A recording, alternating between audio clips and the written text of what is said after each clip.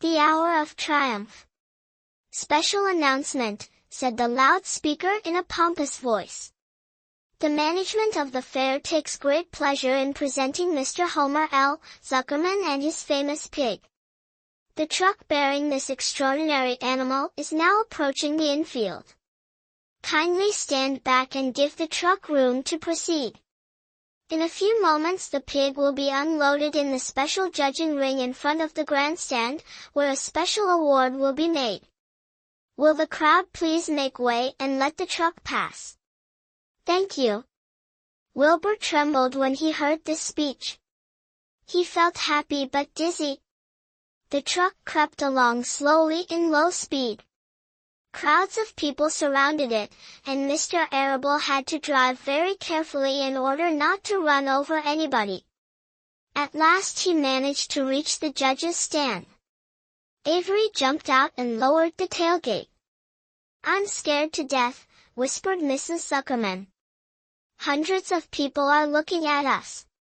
"Cheer up," replied Mrs. Arable, "this is fun." "Unload your pig, please," said the loudspeaker.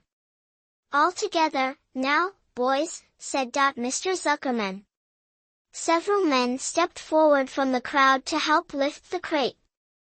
Avery was the busiest helper of all. "Tuck your shin in, Avery," cried Mrs. Zuckerman. "And tighten your belt. Your pants are coming down." "Can't you see I'm busy?" replied Avery in disgust. "Look," cried Fern, pointing. "There's Henry."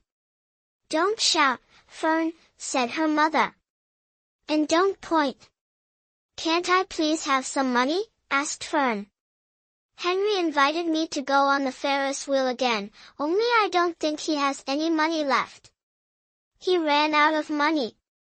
Mrs. Arable opened her handbag. "Here," she said. "Here is 40 cents. Now don't get lost. And be back at our regular meeting place by the pig pen very soon." Fern raced off, ducking and dodging through the crowd, in search of Henry. The Zuckerman pig is now being taken from his crate, boomed the voice of the loudspeaker. "Stand by for an announcement." Templeton crouched under the straw at the bottom of the crate. "What a lot of nonsense," muttered the rat. "What a lot of fuss about nothing."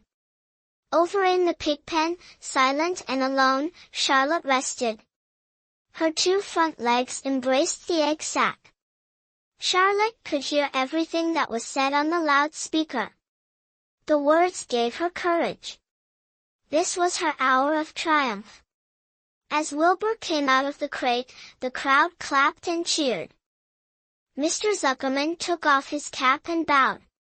Lurvy pulled his big handkerchief from his pocket and wiped the sweat from the back of his neck. Avery knelt in the dirt by Wilbur's side, busily stroking him and showing off. Mrs. Zuckerman and Mrs. Arable stood on the running board of the truck. "Ladies and gentlemen," said the loudspeaker, "we now present Mr. Homer L. Zuckerman's distinguished pig. The fame of this unique animal has spread to the far corners of the earth, attracting many valuable tourists to our great state.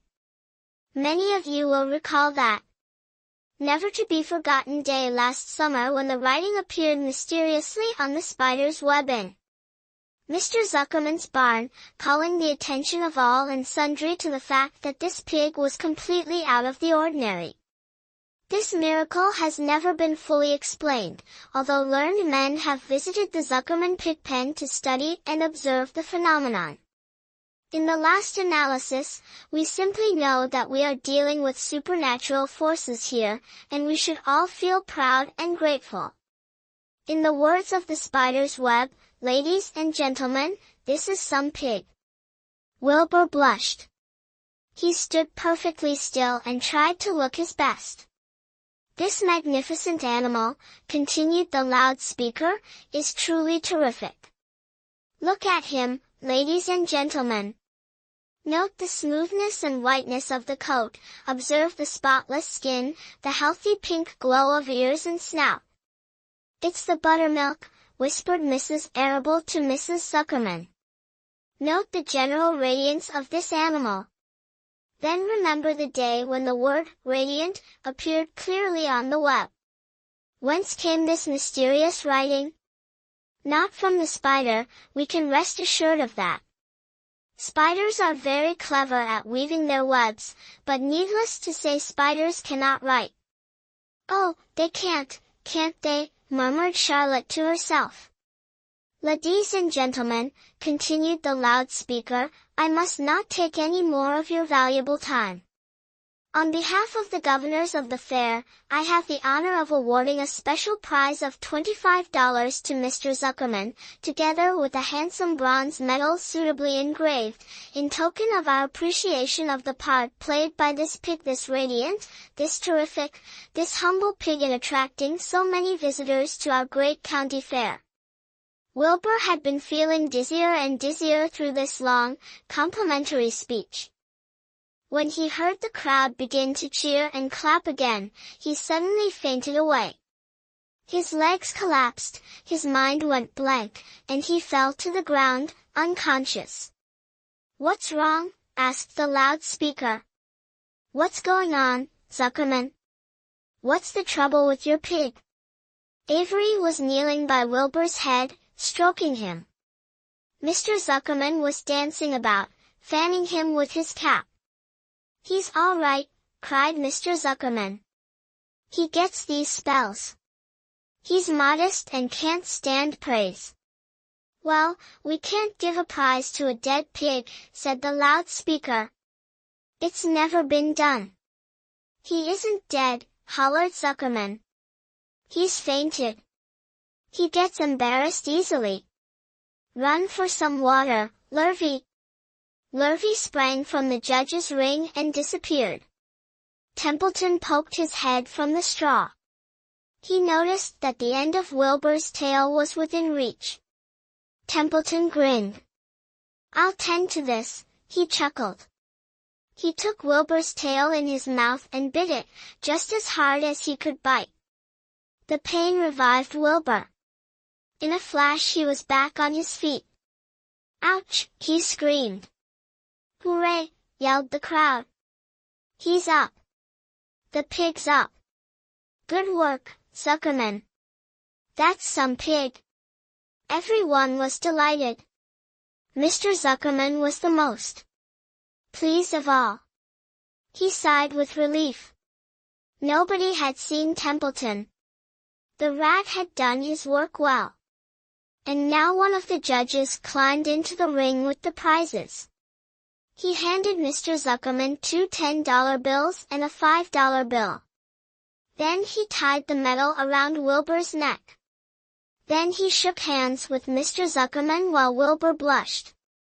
Avery put out his hand and the judge shook hands with him, too. The crowd cheered. A photographer took Wilbur's picture. A great feeling of happiness swept over the Zuckermans and the Arables. This was the greatest moment in Mr. Zuckerman's life. It is deeply satisfying to win a prize in front of a lot of people. As Wilbur was being shoved back into the crate, Lurvy came charging through the crowd carrying a pail of water. His eyes had a wild look. Without hesitating a second, he dashed the water at Wilbur. In his excitement he missed his aim, and the water splashed all over Mr. Zuckerman and Avery. They got soaking wet. For goodness sake, bellowed Mr. Zuckerman, who was really drenched. What ails you, Lurvy? Can't you see the pig is all right? You asked for water, said Lurvy meekly. I didn't ask for a shower bath, said Mr. Zuckerman. The crowd roared with laughter. Finally Mr. Zuckerman had to laugh, too. And of course Avery was tickled to find himself so wet, and he immediately started to act like a clown. He pretended he was taking a shower bath, he made faces and danced around and rubbed imaginary soap under his armpits. Then he dried himself with an imaginary towel. Avery, stop it, cried his mother. Stop showing off. But the crowd loved it. Avery heard nothing but the applause. He liked being a clown in a ring, with everybody watching, in front of a grandstand. When he discovered there was still a little water left in the bottom of the pail, he raised the pail high in the air and dumped the water on himself and made faces. The children in the grandstand screamed with appreciation. At last things calmed down. Wilbur was loaded into the truck. Avery was led from the ring by his mother and placed on the seat of the truck to dry off. The truck, driven by Mr. Arable, crawled slowly back to the pigpen. Avery's wet trousers made a big wet spot on the seat.